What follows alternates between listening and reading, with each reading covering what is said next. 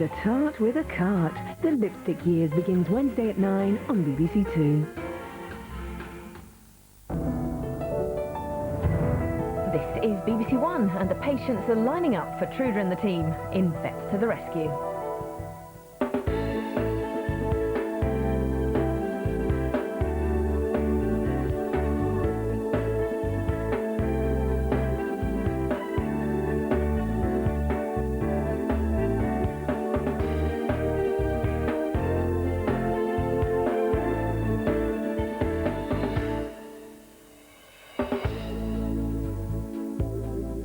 On Vets to the Rescue today, Matthew Brash, Christine McGrath, Pete Boydell and myself open the doors of our special pet surgery. Matthew meets a lovable Beethoven, who has a few hearing problems. One of Chester Zoo's rarest breeds sets off on a fledgling flight with disastrous results. Plus Harvey and Monica Sutherland and their dog Sunny join us with a wonderful story of a fight against the odds. Hello and good morning. Welcome back to Vets to the Rescue. I am still Trudy Mostu and this is my veterinary team. Hello. Hi Matthew, how are you feeling today? I'm feeling fit, ready to go. That's good. And Christine? I'm fine. I'm looking forward to today. Great. And Pete? I'm great. How are you? I'm fine. You look very serious. Well, I'm a very serious sort of person. You are, aren't you? Anyway, I'm also joined by Monica and Harvey Sunderland with Sunny. What can you tell me about Sunny? He's had quite a lot of trauma this last 7 weeks because he can't walk and he's paralysed from the waist down. That is hard to believe, isn't it, looking at that? We're going to see more to Sunny later, though. But for now, I think we have to get going, actually. There's a lot to do, so get those sleeves rolled up. Oh, hi, Sarah. Hi. How are you? Fine, thank you. You got Scamper with you today. Yeah, that's right. And what can we do for Scampy? Well, she's got problems with her eyes. It's obviously got an irritation and she's been scratching them and taking all the fur off around the outside. How long has she been doing that for? A few weeks. A few weeks. Yeah. Is she well in herself apart Yeah, from she's that? fine, not a problem. That's good. Yeah. Right, if you pop her on the table, she's very cute, isn't she? Got a very little head. Look at that little head. Now then, is she head shy as well? I have to look at your eyes.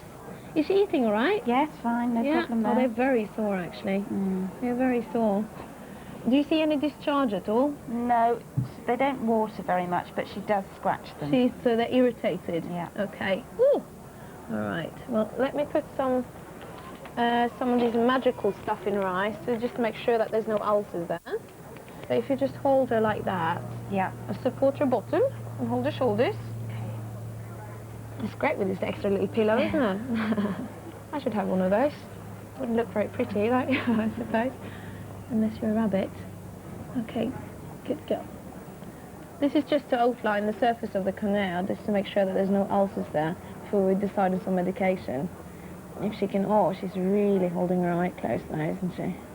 There we go. And they all both can go green, and no one should start to scream. It's normal. You're not making it very easy for me, are you, Bonnie? Open your eyes. Oh, hello. Hello. All right, there is actually a little ulcer there. Some of the dye does actually attach to the cornea there, so she needs some medication for that. Yeah. It's quite intensive treatment, and I need to see her again in a couple of days' time just to see that it's improving. Okay? Lovely. Well, thanks a lot for bringing her in. Thank you and very I'll much see you indeed. soon again. Okay, thank you. Thanks, Sarah. Hello, Mira. Hello, friends. So who have we got here? This is Beethoven. Right. How long have you had Beethoven for? 3 weeks. Right. Where did he come from? He came from a breeder in Right. Stockport. the Right. actual site. And how's everything going? Well, we've got a problem with him. Oh, no. He doesn't seem to answer to sound. Does So we're he wondering not? whether he's deaf or not. Oh, dear. Oh, dear. Oh, and he's gorgeous as well, isn't he? Isn't he gorgeous? Hello. Well, look, what we'll do is we'll have a look down his ears and see if there are any ear mites or anything like that, because that's a very common problem amongst them, and that can obviously block up the ear canals so that, you know, no noise actually gets in or anything like that. Might be able to hear that baby, who knows? So if you just hold on to him there, we'll just have a bit of a look-see down here. Well, that's certainly clear. Have a bit of a look-see down there. You're a good lad, Beethoven, aren't you, hey? There's nothing to see down there, so there's not ear mites or infection or anything like that. Now, there's a fairly simple old-fashioned test to see whether you can hear. We haven't got a big loud bell, so will you hang on that way, just very lightly, and we'll just see, just very lightly, that's it. You're right. Doesn't hear a thing, does he? Oh, didn't. That's why it's called Beethoven. Of course, I didn't realise. Now, there is a test that we could do. It's called the Bayer test. Put lots of electrodes on his head and things like that to see if he can, if there are any sort of nerve wave paths going. But I suspect that this might be a congenital problem and that he hasn't been able to hear anything at all from birth. So we could move on and do those tests, but it doesn't matter because he's going to have a great life and it's not going to be a problem. But there is a few things we've got to take into consideration. And training, it's very laid back, isn't it? Go on fast off to sea. But we have to do a bit of training. You've got to obviously be aware that when you go out for a walk, he won't hear that car coming down the road, so he won't get out the way. So you need a nice long flexi lead, one of those things, so that he gets used, so you don't get him too far away, because obviously if he goes bounding off over the hills, chasing after something else, it's going to get lost. Yeah. So lots of training, there's even special training you can do. But he'll be fine, he'll be great. Hi Helen, and hello. We've got Cherry here with us today. And I believe she was spayed, but at the same time as she was spayed, they took a biopsy of a lump they found in a mammary gland. That's right, yeah. How old is she? She's 11 and a half now. All right. And I've actually got the results from that biopsy today. Yeah. Because obviously, as you know, lumps in the mammary tissues in spayed bitches can be bad news or good news. Yeah. So unfortunately, I've got bad news for you. Yeah.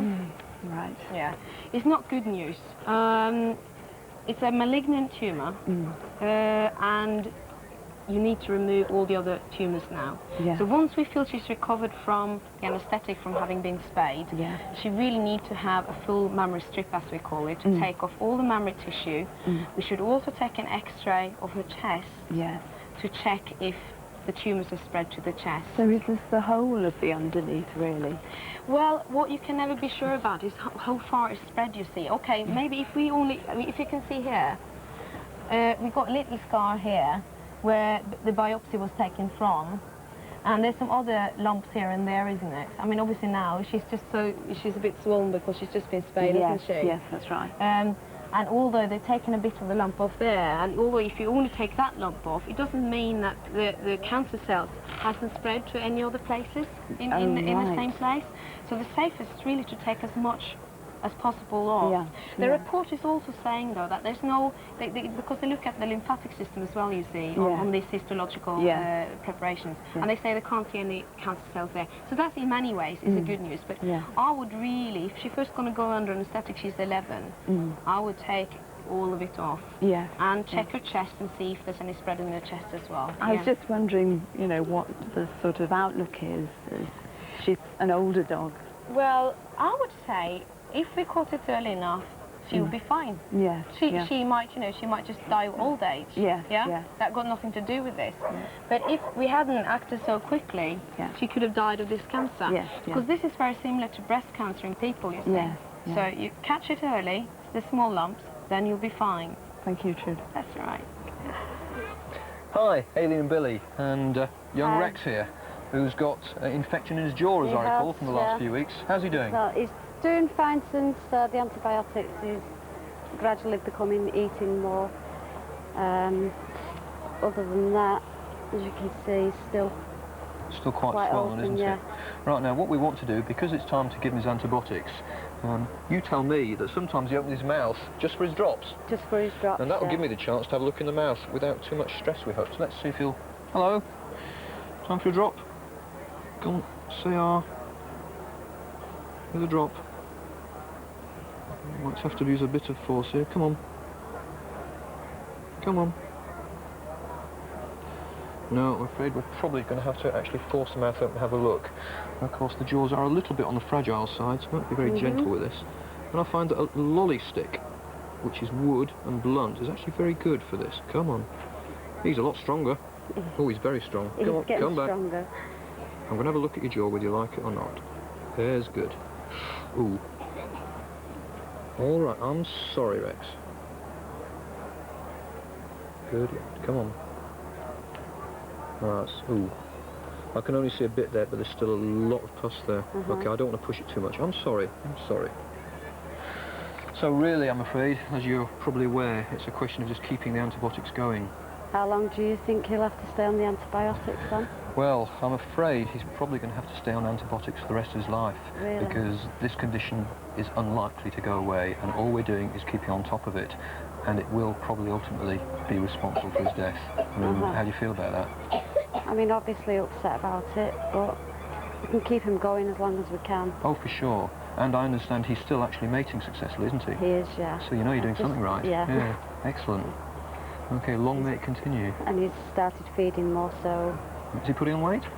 Yeah. That's what I want to hear. Yeah, yes. Okay. It's another busy day and I've popped out for a quiet moment to have a little look at my feathery friends. Here's more from Zoo TV.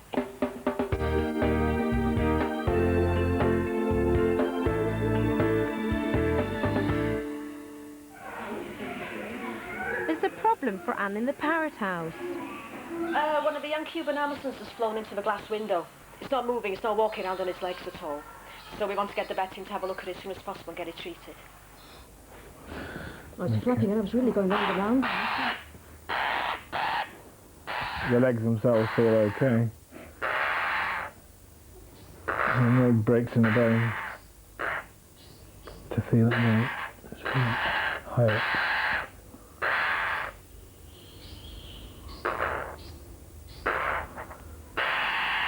Right, yeah, I think there's nothing to see or feel, so...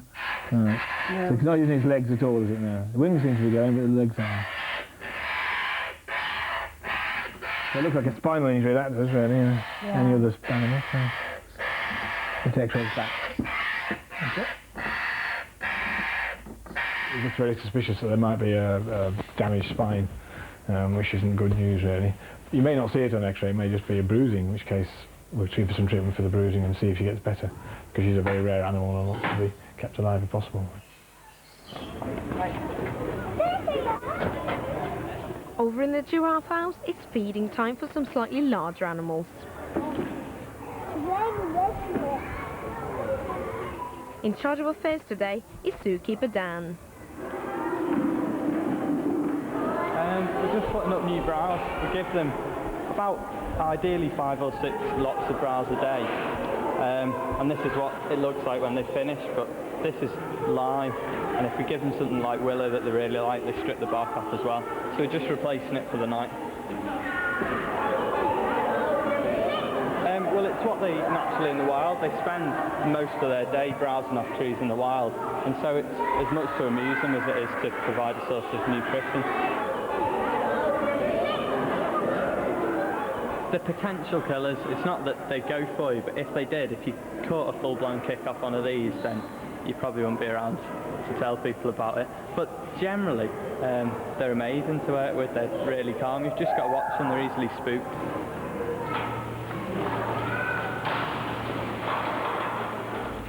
Despite further treatment, the parrot's problem is proving a mystery. But there's nothing definite on there to suggest why it's off its legs. No. Reasonably well. Is it? Yeah. Oh. Just trying to test if it's got any voluntary movement in its legs. They seem to just paralysed, but it does respond a little bit. When you pinch, you can pull them. It's very minor. They don't feel cold, do they? They just feel cooler. They're actually warmer than they were first thing this morning. They might be with them moving around a bit and catching up to food. I can feel that. There's something there, isn't there? So I'm not giving up on that yet. I'll give it a bit more stuff today. I love giraffes. Definitely. Before I came onto this section, I can't say they'd ever stuck out more than any other animal. I love all animals, but now I'm working on them, I think if I ever left, I'd really, really miss them. They've all got their own individual characters. They're brilliant to work with. I think they're amazing. Especially him. You've got to have a healthy respect for them, but when I first did go in with them, I think I was too scared. Animals can sense fear, and if they can, they push you about a lot more than they would someone who goes in bold and constantly. Love it to bits. If only the pay was a bit better, it'd be a brilliant job. There seems to be some improvements with the legs this morning. So we're going to carry on hand feeding like this and do some physiotherapy on the legs. If the legs are left in one position for any length of time, we can get problems with muscle cramp. So all we're doing basically is just keeping the legs toned, really. We'll be providing this kind of care, kind of roughly 3-hourly intervals throughout the day. But it's a long, slow process.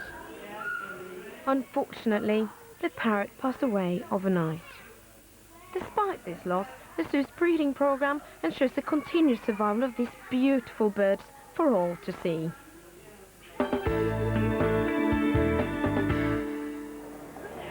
Hello, Felicity. Hello, Jane. Hello. How are you? Fine. My cat Vinny hates travelling in cars, so could we take him out of his cat basket, or should we leave him in there? Oh, I think it's very dangerous actually to let him loose in the car, because do you know what happened? Most cats will probably go down to where the brakes are, and if you need to brake and the cat is there, what's going to happen? You're going to crash your car, aren't you? And you probably end up with a cat on the top of your head, and that is really, really dangerous. So I would, even if he doesn't like it, get him in that box, and even if he meows, just ignore him, I'm afraid. It's safest to keep him in the cage. Now, we saw Doodle last week in the surgery, didn't we, Margaret? That's right.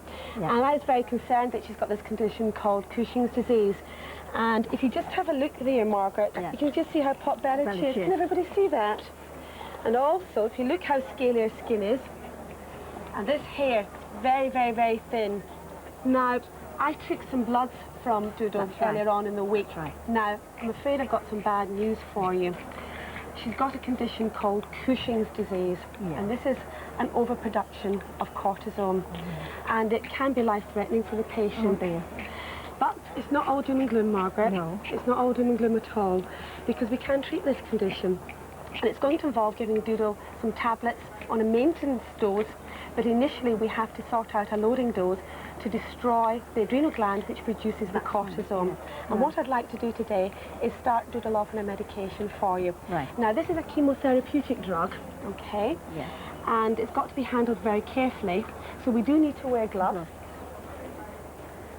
And you'll need to do this at home. So you can just slip these gloves on, and I'll sort you out with a pair. She's been very, very patient there, isn't she? She knows something's going to happen, doesn't she?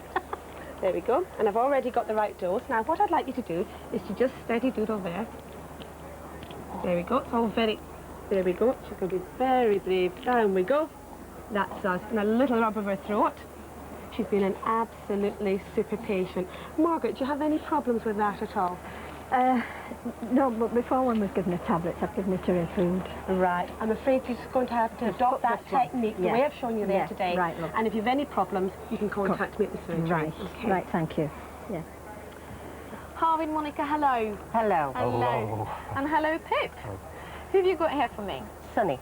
Sunny. And what can you tell me about Sunny? Oh, cute, isn't he? our little baby, and he's very, very important to our lives.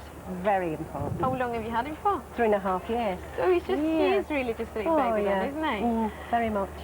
Pip, you saw Sunny some time ago. What has been the problem? Well, he came in having had an acute paralysis of his back legs. Good lad, come on, son. There you go. Oh, And brave you little see, dog. as soon as we put him down, he goes down on his back end, and he can't use his back end. Although Sunny looks like a perfectly happy and healthy dog on the table there, he actually has got a very serious problem. Let's have a look and see how Pip dealt with that. Sunny. He's a good boy. I always wanted one of those tiny little things that you could put in a pint pot. I wouldn't swap him for the world. He's like my baby. During the night, after we'd gone to bed, we got up with him, and he's paralysed. His back end was completely paralysed, and he's walking like a seal, just his front and dragging his back legs behind him. So we had to kind of dash down the motorway, 140 odd miles. And we just made it for 6:45, didn't we? Yeah. Yeah. And then we saw Mr. Bodell. Mr. Bodell. And he didn't give us much hope at the time. We found that he had no feeling whatsoever in his back legs and no reflexes, so we knew there was very, very major spinal cord damage. There was a great worry that he would actually survive because of the damage to the spinal cord spreading to the head. Fortunately, of course, it didn't, but at the time I did actually mention the possibility that he might not make it through the next 2 or 3 days. It still upsets me to think of it.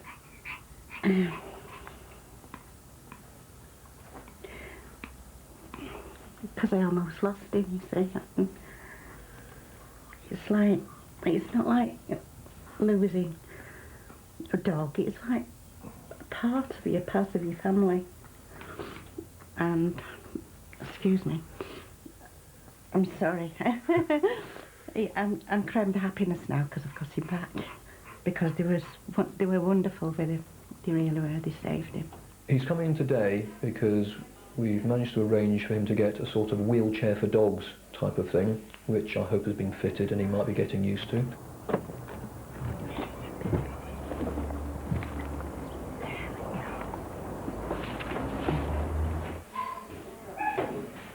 Can't come in. Almost like can't get away that quickly, you know. Right, plonk him on the table. Well, he's obviously happy. Is he on any medication at all at the moment? No, not at all. He's just finished it. Okay, let's have if we can just lie him on his side. Go on, I know you don't like this old son. If you want to just hold his head down and hold the underneath leg so he can't get up. Come here. Come on, you little rascal. He's far too strong for me. Honey, good boy. Okay, now that's the knee jerk, and we ain't got a knee jerk at all, which is related to the damage in the spinal cord. Right, now I'm going to just pinch his toes. He's not feeling that yet, that's just him struggling. Just going to pinch his toes now. No. Nothing. That's being quite brutal. Quite brutal, yes. Just do the other side. The other thing you notice is that when we pinch his toes, he doesn't pull his foot away. No. And that's again because it's not just the fact he's got damage here, the damage has spread down. Yeah. And where these are pulling away the foot when you pinch it, and the knee jerk reflex, they come from down, a bit further down, and that means that we know there's a large area of damage, and that's his main problem. Where's his cart? Now, he's already been fitted for this. Yes. How's he taking to it? He's taking to it very well, actually. He's better this morning than ever. Okay. Shall we take him outside, and I want to see how he's coping with it? Yes, right. Okay. He's easy to put him on, is it? He tolerates it? Yeah, he tolerates it. It's just me, I'm fisted. Come on. Come on, big. How long did it take to actually get him fitted? A week. Right. Right. Okay now? That's all right. Yeah. Whoa, look at that. Good boy. Good boy.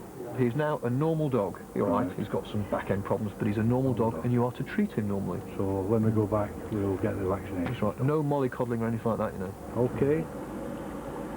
Sweetie. Sweetie. You're a sweetie. It's marvellous. Absolutely marvellous. He's not restricted the same. He can move about and run after his toys. Looking at him running around here, it makes me so happy. He's just doing so well, isn't he? He's really content.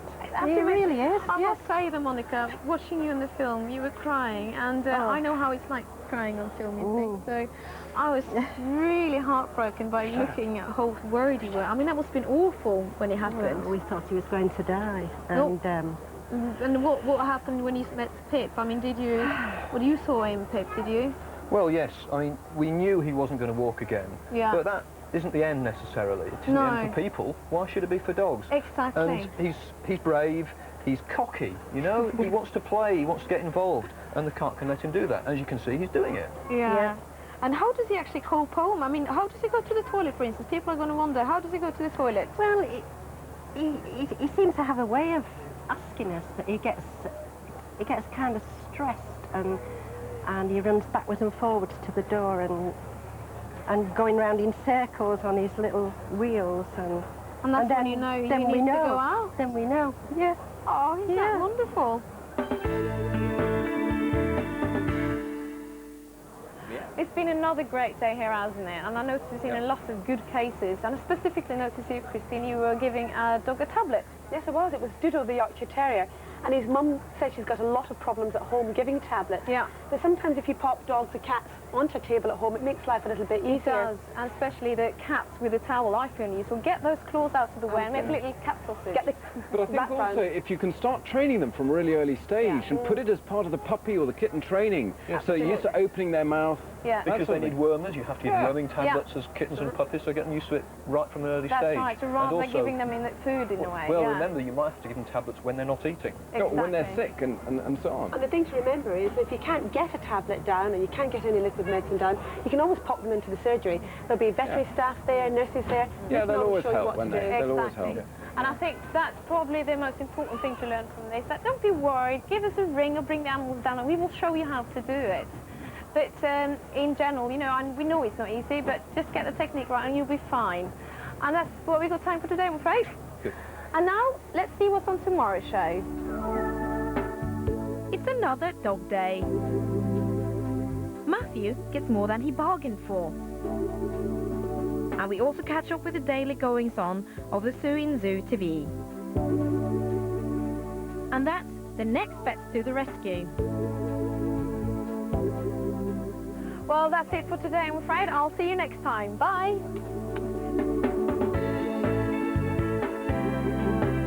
And we're at Battersea Dogs Home tonight. Patsy Palmer having a cuddle with the four-legged inhabitants. That's at 7 here on BBC One.